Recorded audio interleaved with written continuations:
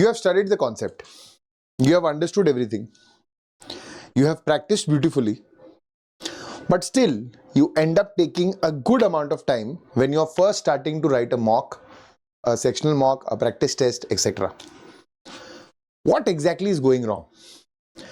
So you are thinking, what magical trick, what tip should I focus on so that I can also solve questions in one go, in one sight, in one look? That is what I'm here for. Welcome to the Oliveboard platform, and by the end of the video you will be able to understand some crisp strategies to know how to solve questions specifically of the logical reasoning section just in one look, right? So let's start without wasting further ado, and stay with me to the end of the video for wonderful tips and tricks for the same, topic wise, everything. And in the end I'm going to reveal a great surprise for all of you, an interesting feature which has been launched, so you'll have to stay tuned with me to understand what it is all about to the end of the video. Let's start. So solve on sight, okay, and this is specifically catering to the SSC CGL students. How to solve logical reasonings in questions in one go. So generally your complete competitive exam, any competitive exam, can be divided into two major parts. The same exam can be divided into two major types or parts. Some type of questions come under the category of predictable questions, and the other questions come under the type of unpredictable questions. Majorly, there is a balance between the two, with high amount of predictable questions and low amount of unpredictable questions, making the mix pretty easy and pretty general normally. That's how one-day competitive exams work. Exams like SSC, railways, etc. The more unpredictable you get, the more difficult it gets for students each year to crack these exams, because they can't rely on the already available content, right? So every exam, if you know, is a balance between these two, right?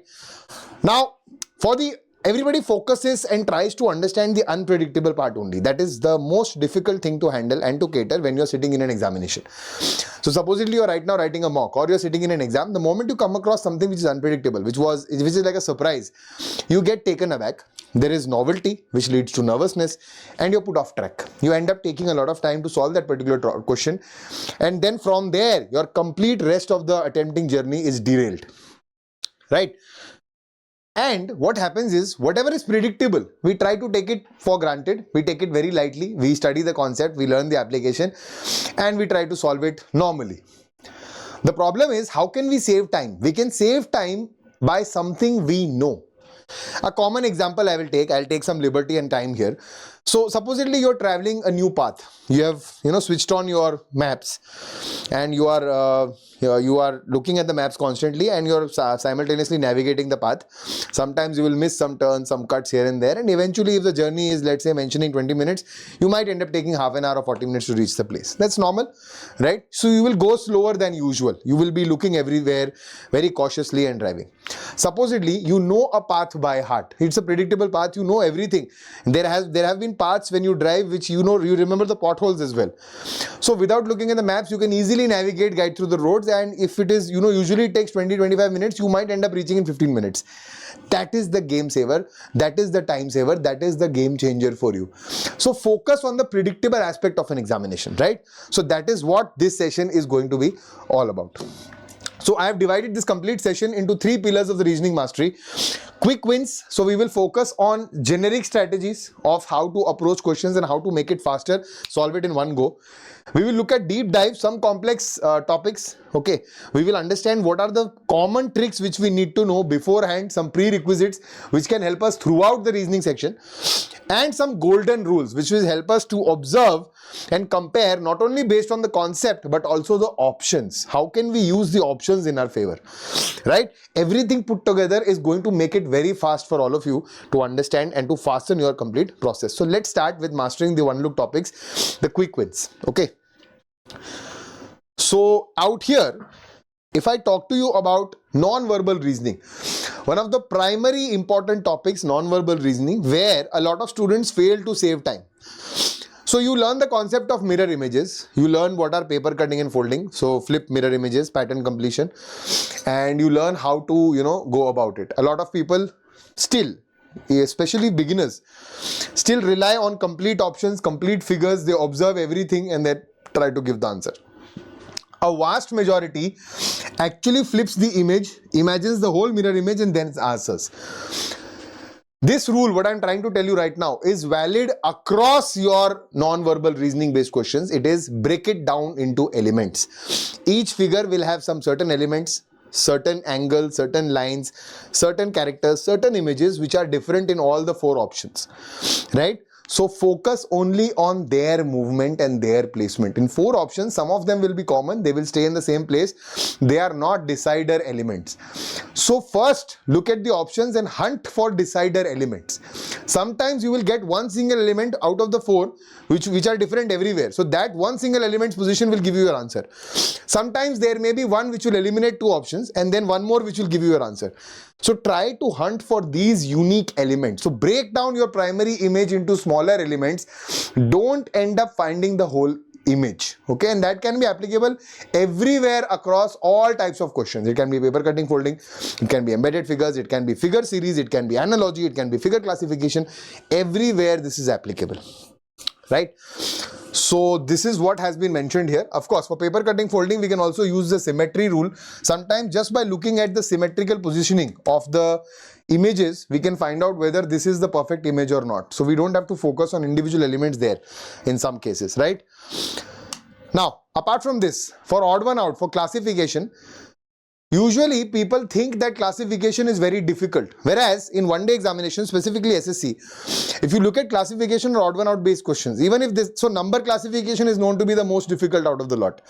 Word classification, letter classification you can easily handle, but for number classification you are quite confused, digit based, non-digit based. So SSC has done away with the digit based concept, so nothing from the digits can be asked. It has to be considering the whole number, and in that case they are commonly based on squares, cubes, prime numbers, right?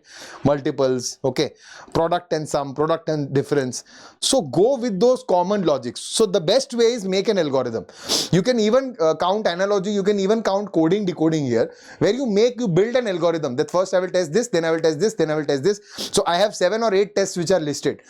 Most of your answers, 70 to 80% of your answers will be lying in those 7 to 8 tests, which will be quickly, you will apply it like a password manager, okay? So you will apply it like a password manager, you apply those 7 or 8 tricks, one of them will give you or take you to your answer. If not, please leave it and move ahead. Then it is a trap for you. Okay, leave it and move ahead. So that will also enable one of the golden rules which I'll come back to, which is applicable here also. In a few seconds, you'll be able to understand whether this is worth it or not. If it is not, leave it and move ahead. Being fast is not only about solving everything quickly, it is also about dropping, which is going to take your time. So always know that if answering the question and answering it correctly, is it still worth it? Because if you end up taking 2 minutes or 3 minutes to solve a question correctly, it is actually not worth it. It is actually costing you. It would have rather been better if you would have left that question. Okay. Syllogism, again, Venn diagrams, just master this technique. Syllogism, the most difficult questions, the most typical questions can be handled smoothly with the Venn diagram technique. Single Venn diagram, quick draw, quick get out. That's it. Don't unnecessarily complicate things. Don't go for multiple rules, right? Don't go for 50%, 100% method. They are not accurate always. Stick to one method, the Venn diagram method, and master it beautifully. It can be solved to solve the most complex questions as well. Now let's move on to the second type, that is more deep diving into the concept. Some topic specific shortcuts. Topics like blood relation, directions, they have some specific shortcuts with them. Apart from that, some common shortcuts which are applicable throughout the logical reasoning section. Some prerequisites, right? So remembering those are actually going to make it more smoother for you throughout the exam, throughout the reasoning section. Number one is we need to remember the place values of all the English alphabets, all the 26 alphabets. Now here it is mentioned about the Ijoti technique, which is wonderful, you can use that, but I personally suggest just make a single chart paper, stick it somewhere and keep revisiting it every day. Just visualize it, don't remember anything, don't try to memorize or pressurize yourself into remembering it. Just look at it, you will have a visual image, you will have something in the back of your head, in your subconscious, and it'll be there, it'll get etched. And the more you practice, try to recall without looking at it. The more you recall, the positions of those letters will establish in your head and you will be able to remember very easily. Okay, now with the same technique, remember the opposite letters and the opposite place values. And always remember, the sum of opposite place values of a letter are always equal to 27. This concept comes up from the ranking concept, right? But don't get into the details, just remember the sum of place value and opposite place value is always equal to 27. So if I have k equal to 11, 27 minus 11 equal to 16. So the reverse place value of k is 16, and at 16 I have the letter P. All this information about every letter should be etched in your mind. You need to recall that fast. So this will save a lot of your time when you're solving questions based on coding, decoding, letter analogy, letter classification, letter series, etc. Okay. Also add here the letter sequence of converting letters into positional numbers, then adding and subtracting values from it. That can also be a quick help. Okay, so these are the three techniques. Apart from that, we will talk about the blood relation principle.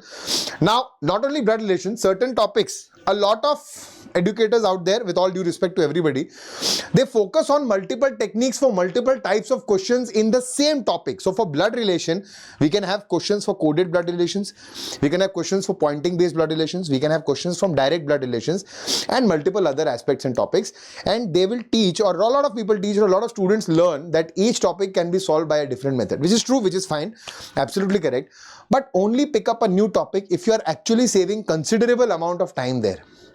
The closer you are to the exam, stop experimenting. Stick to what you know, but make sure you repeat it so many times that you become masters. So one such method is the family tree method. Here they have used the square circle technique, but I preferably will tell you about the plus minus technique. Use plus for males and minus for females on the power as exponents. Everything else remains the same, right? So with this one family tree method, you can solve almost any question of blood relations, right? Any and every question of blood relations. You just need to know the nitty-gritties of how to start making the tree. Once you know that, your connectors will become easy, and in a quick flow method, you will solve any question of blood relations which comes your way. So you don't have to spend a lot of time into understanding concept and diving deep into how to actually analyze the question and connect the dots. Save every minute you can, rather save every second you can, because the question, the timing which you're going to pull out from this section is what you're going to dedicate to other time costly sections where you can add that time and bring out more value from it.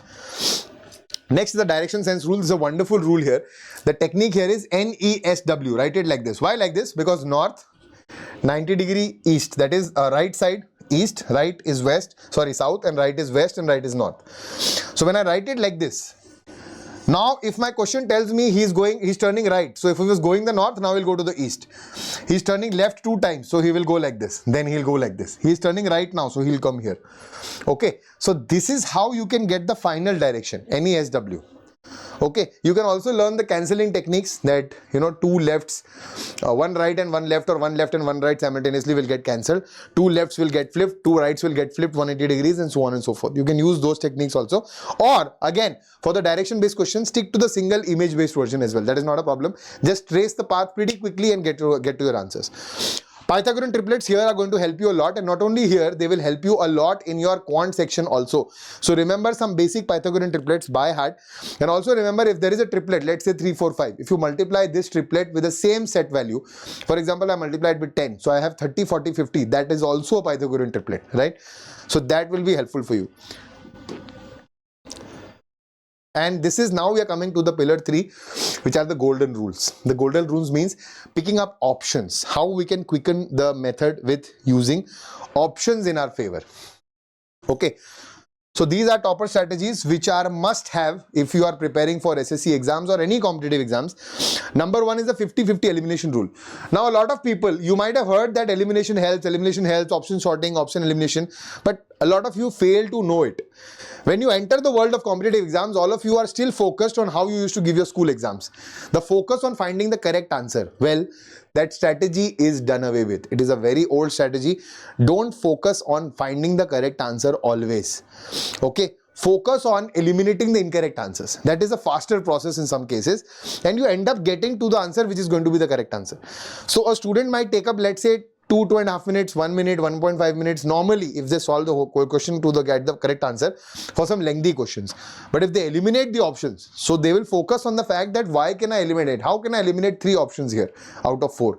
Whatever will be left will be my answer. That way they can actually solve the question in, let's say, 25-30 seconds. But you will not try like that only. So keep experimenting, keep trying these techniques and forcefully apply them in your exams. Okay, initially you will feel a mental block because right now you are probably in your comfort zone, but try to push yourself to come out of it. The more you do that, the better you're going to get at this. It is going to come to you gradually with consistency. Okay, Units and last digits. So sometimes all the 4 options will have different unit digits. Rather than falling into the complex, part of calculation, eliminate and erase calculation as much as possible. Remove it, eradicate it from your system completely, almost completely possible, and always calculate partially. Don't go for complete calculations. You will have a rough idea of what it is all about. Tables, etc. will help you to make it faster, and go with unit calculations. Okay, so here if I say 123 into 45, I know my answer is going to end in 5 because 5 3s are 15. So whatever it is, in the end, if it is 5, that answer will be correct. I don't have to calculate the whole thing. And also there are other calculation tricks which I commonly teach in my classes. Of course, your quant faculties also might be doing that. So go through these tricks and push them in your calculation regularly.